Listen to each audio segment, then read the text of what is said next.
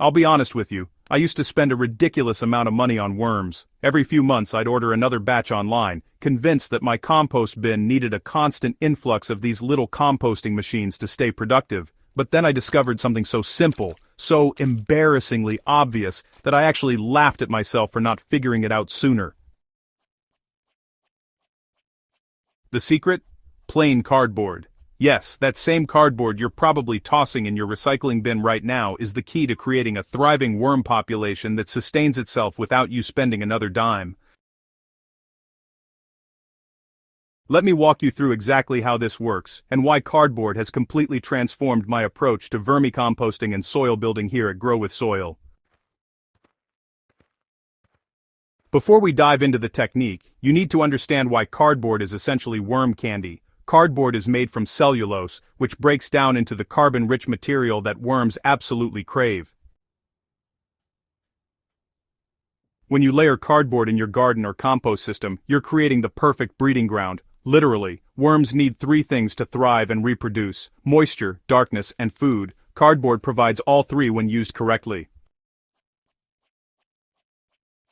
The corrugated layers trap moisture while allowing air circulation. The material blocks out light, creating that dark environment worms prefer, and as it breaks down, it becomes a food source that worms will travel surprising distances to access. But here's what really matters. When worms are happy and well-fed, they reproduce like crazy. A single worm can produce several cocoons per week, and each cocoon contains multiple baby worms. Within a few months of implementing this cardboard method, my worm population exploded to the point where I started giving worms away to fellow gardeners in my community. The technique I use is beautifully simple, but there are some specific details that make all the difference between success and just having soggy cardboard in your garden. Start by collecting cardboard. Any plain corrugated cardboard works perfectly. I grab boxes from online deliveries, cereal boxes, and even toilet paper rolls. Try to avoid anything with glossy coatings, excessive tape, or colored inks if you can, though honestly, small amounts won't hurt. Remove any plastic tape or labels, then either tear the cardboard into smaller pieces or just leave larger sheets intact depending on your application. For garden beds, I lay whole flattened boxes directly on the soil between my plants or over areas I'm preparing for future planting. Before laying them down, I thoroughly soak each piece in water, and I mean really soak them until they're completely saturated. This initial moisture is critical because it jump-starts the decomposition process and immediately signals to worms that there's something worth investigating. Once the cardboard is in place, I cover it with about 2 to 4 inches of compost grass clippings or shredded leaves. This covering serves multiple purposes. It holds the moisture in the cardboard, provides additional food sources as it breaks down, and creates that layered habitat that worms find irresistible. Within days, worms from the surrounding soil will migrate to these cardboard layers, and within weeks, you'll find them reproducing underneath. One of the most exciting discoveries I made was that cardboard doesn't just attract worms, it creates what I call worm highways throughout your garden. When you establish multiple cardboard zones across your growing space, worms travel between them, aerating your soil and depositing castings everywhere they go. I strategically place cardboard strips in pathways between raised beds and under mulched areas around fruit trees. Every few weeks I add fresh layers on top of the decomposing cardboard below.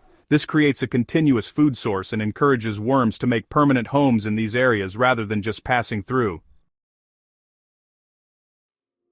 So, the result? My soil structure has improved dramatically. You see, the constant tunneling action from my thriving worm population has created better drainage in those clay-heavy areas and improved water retention in sandier spots. It's like magic, really. And, plant roots follow these worm channels deeper into the soil, leading to stronger, more resilient plants. They can access water and nutrients I could never provide through surface watering alone. It's pretty incredible how nature works, isn't it? Let me tell you, my outdoor compost bins saw the most dramatic transformation when I started using the cardboard method. It's amazing what a little change can do, really.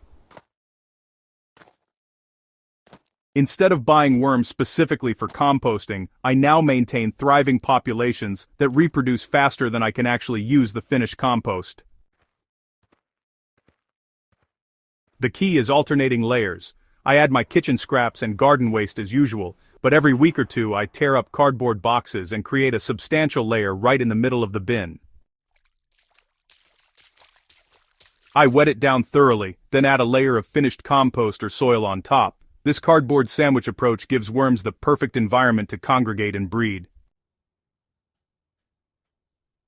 During colder months, the cardboard layers provide insulation that keeps the bin's core temperature more stable, allowing worms to remain active even when surface temperatures drop. I've had worm populations survive mild winters in my unheated bins, simply because of the protective cardboard layers.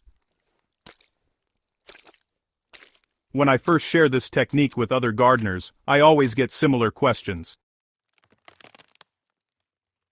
The most common worry is about attracting pests, particularly termites. In my 3 years using this method extensively, I've never had a termite problem, and here's why.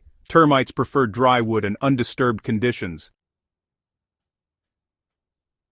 The wet cardboard that's constantly being turned by worms and exposed to soil microorganisms doesn't provide the stable, dry environment termites need. Another concern is the time it takes for cardboard to break down. In active worm areas with good moisture, I've seen cardboard completely disappear in as little as 6 to 8 weeks during warm weather. If decomposition seems slow in your setup, you're probably not keeping it wet enough, or you need to tear the cardboard into smaller pieces to increase surface area. Some gardeners worry about inks and adhesives. While I definitely prefer plain boxes, studies have shown that modern cardboard uses soy-based inks and non-toxic adhesives that break down safely. The small amounts present in typical cardboard packaging have never caused issues in my organic garden. What started as a money-saving trick has, honestly, evolved into a fundamental part of my soil-building philosophy. Those worms I stopped buying aren't just saving me money, they're creating a self-sustaining ecosystem that gets stronger every single season. The cardboard acts as a catalyst, but what you're really building is a living soil system where worms, microorganisms, and plants all support each other. You know, this approach has really taught me that the best solutions in gardening are often the simplest ones. We honestly don't need expensive inputs or complicated systems. We just need to work with nature's design, providing the basic conditions for life to flourish, and then, well, stepping back and letting it happen. So, grab those cardboard boxes you were about to recycle, get them wet, and tuck them into your garden beds and compost bins. Give it a few weeks, then carefully lift a corner and, peek underneath. I guarantee you'll be amazed at the thriving community you've created. If this cardboard method transforms your garden the way it transformed mine, I'd really love to hear about it. Subscribe to Grow with Soil for more practical, money-saving gardening techniques that actually work. And, hey, share this article with a fellow gardener who's tired of buying worms. Let's build better soil together, one cardboard box at a time.